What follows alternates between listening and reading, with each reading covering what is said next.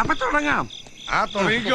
ശ്രീ ലിജീഷ്, ജനിക്കാത്ത മദ്യനയത്തിന്റെ ജാതകം എഴുതുകയാണ് വിവാദം പുറത്തുവിട്ടവർ എന്നുള്ളതായിരുന്നു എക്സൈസ് മന്ത്രി ആദ്യത്തെ ദിവസം പറഞ്ഞത്. അങ്ങനെ വരാൻ വഴിയില്ലല്ലോ. പക്ഷെ അങ്ങനെ വന്നല്ലോ. ഈ ജാതകം അദ്ദേഹം കാണാത്തതാണോ അതോ യഥാർത്ഥത്തിൽ അതൊക്കെ നേരത്തെ തന്നെ എഴുതി വെച്ചതാണോ? അതിപ്പോ അങ്ങനെയൊന്നുമില്ല. പറയട നാട്ടുകാരോട്. മദ്യനയവുമായി ബന്ധപ്പെട്ട് കേരള സർക്കാർ ഔദ്യോഗികമായി ഒരു യോഗവും ആരംഭിച്ചിട്ടില്ല. എങ്ങനെ മനസ്സിലാക്കണ്ട. നിന്റെ ബോധക്കേട് ഇപ്പോഴും മാറിയിട്ടില്ല. ഇപ്പോ നിങ്ങളിപ്പോ ഉന്നയിക്കുന്നത് എനിക്ക് തോന്നുന്നു ടൂറിസം ഡയറക്ടർ പുറത്തിറക്കിയതുമായി ബന്ധപ്പെട്ട വിവാദങ്ങളാണെന്നാണ്. ഇതിൽ വ്യക്തമായി പറഞ്ഞിട്ടുണ്ട് എക്സൈസ് പോളിസിയുടെ റിന്യൂവലുമായി ബന്ധപ്പെട്ടാണ് യോഗം ചേരുന്നത് എന്ന്. അപ്പോ എങ്ങനെയാണ് മദ്യനയവുമായി ബന്ധപ്പെട്ട് ഒരു ചർച്ചയും നടന്നിട്ടില്ല എന്ന് പറയുന്നത്? ഇതിന് ചെവി കേട്ടൂടെ പൊട്ടനാ? എന്താണ് പുളുന്താനാശാന ഒരു മൗനവ്രതം?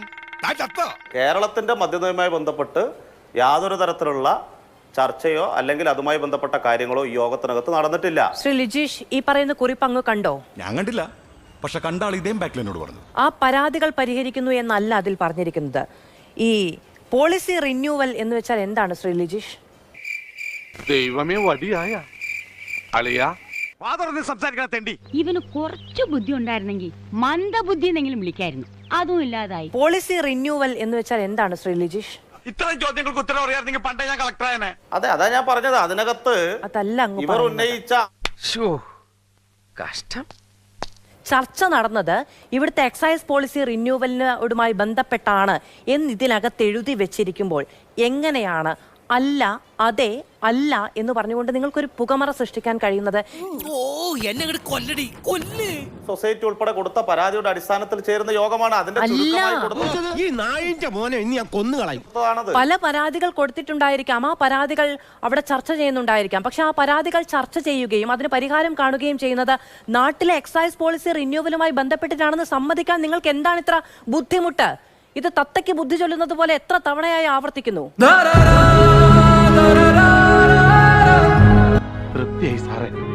എനിക്ക് സന്തോഷം.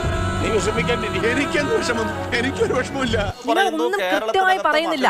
കൃത്യമായി പറഞ്ഞിട്ടുണ്ട് എന്ന് പറഞ്ഞാൽ കൃത്യമായ മറുപടി ആകുന്നില്ല ശ്രീ ലിജീഷ്. ഇത് വടി കൊടുത്ത് അടി വാങ്ങുന്ന പരിപാടിയാണല്ലോ ബാബു. ഓക്കെ, ശരി ശരി. ഒരു മനുഷ്യനെ നിഷേധിക്കാൻ കഴിയാവുന്നതിന്റെ പരമാവധി അങ്ങ് ചെയ്തു കഴിഞ്ഞു.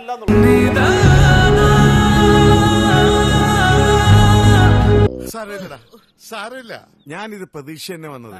ഇനി ഞാനിവിടെ നിന്ന് ഡയലോഗ് പറഞ്ഞ കരഞ്ഞു. ഉസ്മാനെ രക്ഷപ്പെട്ടോ.